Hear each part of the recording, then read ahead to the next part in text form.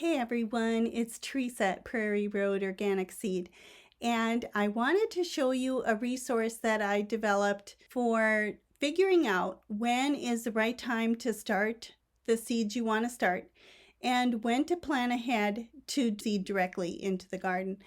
I wanted to walk you through how to use this spreadsheet. It's done in both Mac Numbers and Microsoft Excel, so that you can use whichever one works with your system. And I want to show you how to customize it to your last spring frost date. A lot of times they'll tell you you should start your seeds 6 to 8 weeks before your last spring frost. Then you're left to try to figure out, okay, when is that? I'm hoping this resource will take some of that angst away for you so that it'll be much more clear when those start windows are. And I did this for all of the varieties that we offer here at Prairie Road Organic Seed. And also I want to show you some helpful hints that I included in that resource. So let me resize this window so I can show you exactly how to go about customizing this tool to your location. So here we are on our home page at Prairie Road Organic Seed, and if you click on blog, it'll take you to our latest blog post, 3 simple steps and a free download to schedule your planting dates. And if you haven't read it, you'll want to read the narrative. But I wanted to take you down to the actual chart. So we did the chart both in Excel and in Numbers. So those of you using a Windows or a Mac system could access it. Click on Excel, open Microsoft Excel, click on that, and here's your spreadsheet. It has these instructions over on the left-hand side. The Start Seed window color-coded to blue, the direct seeding windows to green, and the transplanting windows are color-coded yellow. And this is the last frost date column right here. This is starting, direct seeding, and transplanting. My last frost date is the 3rd week of May. So it has the instructions in the left-hand column here. So if you click on this link, it'll take you to Dave's Garden website. And so you can enter in your zip code here to find your last freeze or frost date. So let's type in 6851, which is Lincoln, Nebraska. And their last frost date is around May 12th. So they have about 167-day growing season. Their last spring frost is usually May 12th, and their first fall frost date is September 26th. So once we have that information, we'll just click out of that. That frost date is the 2nd week of May. If you click on the frost date column, you'll see these little handlebars here. This is actually a linked picture, so it's movable. So you can move this and slide it to customize this chart for your particular location and your last frost date.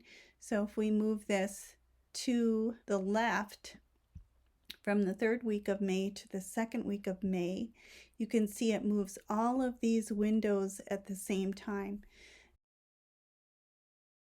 The other thing I want to show you is that we are currently in the Flowers and Herbs tab, but there's also a Vegetable tab, so you can click that.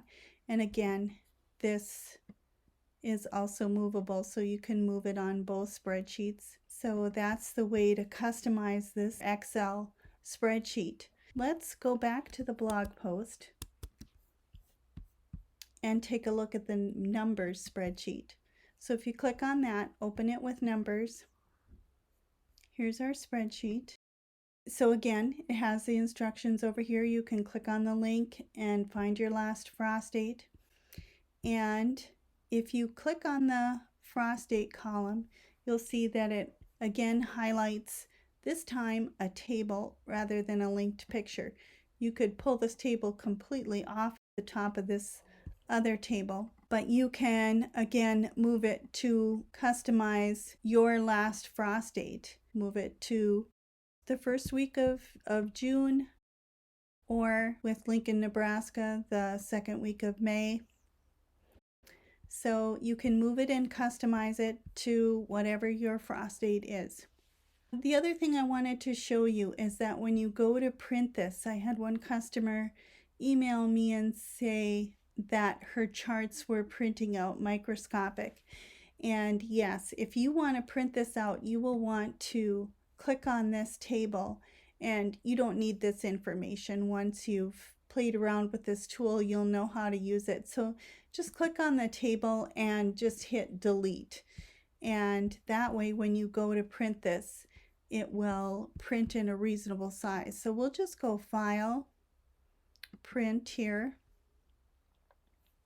And I just want to show you what settings I actually had so you could get this to print out in a reasonable size. I have the margin set at 78. And you can see over in the picture here that it's printing all of the Morning Glory information on page 1 and all the Lacey Facilia information on page 2. So nicely sized. And just hit print and get the print dialog box. You can see exactly how it's printing. Okay, so that's numbers. So we're done with that. We'll switch back over to Excel and take a look at how to print out your Excel spreadsheet. So again, you'll want to get rid of this table here. So if we just highlight these columns, you could hide the columns, but we'll just click Edit, Delete, and delete those columns. In Excel, you'll want to go File, Page Setup, and reduce the size of the margins here. I think if you go 3/4 of an inch at the top and 1/2 inch on both sides, you'll want to click on Page, and here it says fit to 1 page by 1 page tall. So it's trying to cram it all into 1 page. So all you need to do is click fit to 1 page wide by 2 pages tall and click OK. And then go File, Print, and there you see it. It is cutting it off here just a little bit. Let me go back in to the page setup and go back to margin.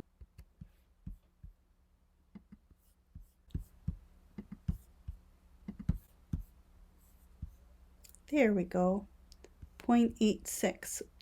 Okay, my tips on how to use this spreadsheet, and I hope you enjoy it. Both numbers and Excel spreadsheet include all of the varieties that we have. Again, there's the vegetable tab, and then the flowers and herb tab, both in Excel and in numbers. So I hope that helps you with all of your garden planning and helps you be way more successful in knowing what the start windows are and how to go about successfully starting your plants, when to start. That's such critical information, and sometimes we can just get so overwhelmed by those details. I hope this reduces that feeling of overwhelm for you and empowers you to have a very successful season. Thanks for joining me. We hope you find these resources useful. Have a great growing season. Thanks, and we'll see you again next time.